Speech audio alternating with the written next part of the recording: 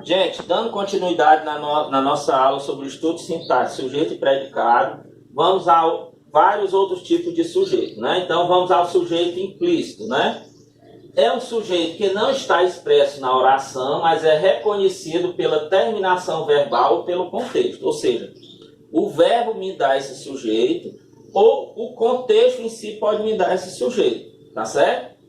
Então, vamos aqui, ó. Vamos vencer esse vírus, né? Então, quando eu digo vamos vencer esse vírus, quem é o meu sujeito implícito aqui? Claro, é nós. É eu que estou dizendo a vocês. Se nós vamos vencer esse vírus, então esse nós está escondido implicitamente, ou seja, uma terminação verbal. E o contexto agora, por exemplo, nós estamos vivendo, todos vocês vão saber que o sujeito é eu e mais quem está me ouvindo. Então é um tipo de um sujeito simples implícito, né? Quem vai vencer o vírus? Vamos lá. Ó, quem vai vencer o vírus? Todos nós, com certeza, né? Então um tipo de sujeito implícito, né? Vai, às vezes desinicial, que alguns autores chamam, às vezes oculto, vai dependendo de autor, tá? Vamos lá. Vai. Então, percebam que o nós é o sujeito implícito e tudo que eu tinha aqui, que não está implícito, eu vou chamar de quê? Predicado. Beleza? Sujeito indeterminado. O sujeito indeterminado ele acontece de dois tipos. Então, é uma subdivisão dentro dos tipos de sujeito. Vamos demonstrar aqui para vocês. Não está expresso o sujeito indeterminado na oração e nenhum outro termo oferece elementos para o seu reconhecimento. Não se pode ou não se quer reconhecer. Este tipo de sujeito indeterminado, ele não confundam com o implícito.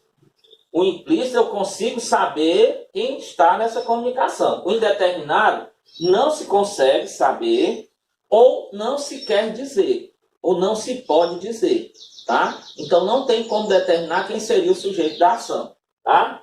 Exemplo. Eles transmitiram o contágio da doença maldita. Então, quem foi que transmitiu? Não, eu estou afirmando isso, né? Dentro do que eu estou afirmando, eu não estou dando elementos para saber quem foram os transmissores, tá? Então, nesse caso, eu tenho um tipo de um sujeito indeterminado. Às vezes você diz assim, roubaram o banco. Eu posso até ter dicas de quem roubou, mas por que eu usei roubaram o banco? Porque eu não estou querendo me prejudicar, não estou querendo também ter uma certa segurança para eu não me comprometer. Ou também eu não sei quem foi que roubou. Então é um caso, um sujeito indeterminado. Então ele acontece de duas formas. Vamos lá. Vamos chegar lá. Quem transmitiu o contágio da doença maldita, né? Eles. Quem são eles? Não se sabe. Tá certo? Só fechando aqui. Tá? Vai. Bora. Vai. Então, sujeito indeterminado. E o que eu tenho? Transmitiram o contágio da doença é o meu predicado. E o eles, o sujeito indeterminado. Vai. Pode ir. Vai. Sujeito indeterminado, ele ocorre em dois casos. Primeiro, o verbo na terceira pessoa do plural sem sujeito expresso. Então, é o verbo na terceira pessoa do plural. Infectaram todo o supermercado com o coronavírus. Quem infectou? Não sei. Então, o verbo ele está em quê? Na terceira pessoa do plural. No caso, seriam eles aqui, né? Mas não é implícito, tá, meu povo? Ou o verbo na terceira pessoa do singular acompanhado do pronome si, que é o índice de determinação do sujeito. Vejam o caso, como é. Acredita-se no sucesso do isolamento domiciliar. Quem acredita? São várias pessoas, mas eu não consigo determinar que quem são essas pessoas realmente que acreditam. Há pessoas que acreditam. Então, está indeterminado. Nós temos o verbo na terceira pessoa e temos um índice de determinação na terceira pessoa singular e um índice de determinação do sujeito si. Tá? Não confundam esse si com a conjunção condicional. Este si é como índice de indeterminação. Nem como o pronome si mesmo, como ele se apresenta. Por exemplo, precisa-se de empregadas, né? Então, sempre quando a gente tiver este si perto de uma preposição, ele é sujeito indeterminado, usando o se como índice de determinação do sujeito. Quando eu não tenho ele perto de uma preposição, ele não é, ele é sujeito simples, tá bom? Vai lá. Vai.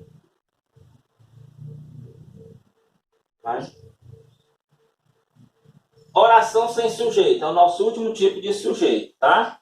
Não podemos atribuir nenhum ser à informação contida no predicado. Há verbos impessoais. Então, a chave aqui da oração sem sujeito, sujeito inexistente, são os verbos impessoais, tá bom? Então, vamos ver aqui como é que acontece isso. Verbo impessoal você já tem que entender. Impessoal, não pessoal, é um verbo que não se atribui a nenhuma pessoa do discurso. Nem os pronomes, nem a propriamente substantivos, tá? Casos em que ocorre oração sem sujeito. Primeiro, o mais simples dele. O verbo haver com significado de ter, existir, acontecer ou realizar. Vamos ao exemplo. Como é que isso acontece? Vai. Há casos isolados da doença. Então vejam aqui. Verbo haver com sentido de quê? De existir. Existem casos isolados da doença. Vejam que o verbo nem se flexiona para o plural. Por quê? Porque ele permanece no singular. Ele é um verbo impessoal. Eu não consigo atribuir isso a nenhuma pessoa do discurso. Há casos, né? Então, verbo haver com sentido de existir, ele quer me dizer que eu tenho oração sem sujeito. É o caso mais clássico. Vamos aos outros. Vai. Mais rápido, mais rápido. Pronto. Fazer, ser e estar, os verbos fazer, ser e estar, quando indicam tempo transcorrido ou fenômeno da natureza. Exemplo, faz 2 semanas que não saio de casa. Então, o verbo fazer está indicando o quê? Um tempo transcorrido, né? Então, esse tempo já transcorreu, faz 2 semanas, então é um tipo também de um verbo impessoal. Eu não consigo atribuir essa ação a nenhuma pessoa do discurso. Tá? Vamos lá. Verbos que exprimem fenômeno da natureza, como chover, nevar, ventar, gear, trovejar, enfim. Amanheceu de esperanças hoje, né? Então o verbo amanhecer indica o quê? Um fenômeno da natureza, que, né, o dia amanhece, o dia anoitece. Então, também me quer um tipo de oração sem sujeito, né? Então, fenômeno da natureza. Diferente, gente, se eu disser assim, choveu muito hoje. É uma oração sem sujeito. Verbo com fenômeno da natureza. Se eu disser, a chuva foi forte hoje. Aí eu não estou com um verbo indicando fenômeno da natureza. Eu estou falando de um substantivo, a chuva. Tá? Não confunda. Vamos aos predicados. Né? Predicado é o termo que contém o verbo e informa algo sobre o sujeito. Então, traz algo sobre o sujeito. Vamos ver aqui. Os tipos de predicados. São 3 tipos, né? Que eles se classificam. Primeiro, predicado verbal, né? O próprio nome já diz, o predicado verbal, então, ele indica uma ação. Então, fatalmente, o que eu tenho no predicado vai ter como núcleo, vai ter como sustentação o verbo, porque o próprio nome já diz, predicado verbal. Vai lá. Olha só como é. O Brasil vencerá a guerra contra o vírus. Então, o Brasil é o sujeito, vencerá a guerra contra o vírus é o predicado. Quem é que é mais forte? É a guerra contra o vírus ou vencerá? O Brasil vencerá ou o Brasil a guerra contra o vírus? Fica evidente que o que está mais forte é a ação de vencer. Vencerá, com certeza. Então, eu tenho aqui um tipo de predicado verbal, porque o núcleo está no verbo vencer, né? Vencerá no futuro. Não vencemos ainda, mas vamos vencer. Vai lá. Vai.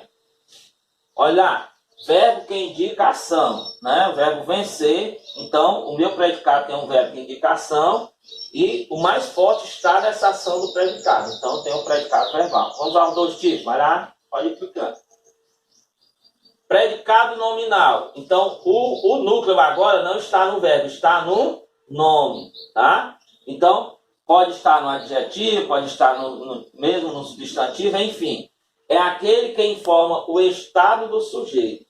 Nesse predicado, o verbo é de ligação. O próprio nome já diz, verbo de ligação. Só está ali fazendo a função, o verbo de ligar o sujeito ao predicado. Por quê? Porque o mais forte está em quê? Está no nome que vai estar nesse predicado. Tá certo? Veja um exemplo. A população está esperançosa da vitória. Então, veja, o sujeito é a população, está esperançosa da vitória é o meu predicado. Onde é que está meu núcleo aqui, do predicado? Está esperançosa da vitória. Quando eu boto a população está. Está o quê? Esperançosa da vitória. Então, onde é que eu tenho o que está mais forte? É no verbo estar ou no estado em que o sujeito, a população está? Esperançosa da vitória. Então, eu tenho esperançosa da vitória com mais forte, então eu tenho um predicado nominal. Então, a situação em que agora eu vou ter os dois juntos. Isso é que complica às vezes para vocês alunos, tá certo? Então, vamos lá. Calma aí.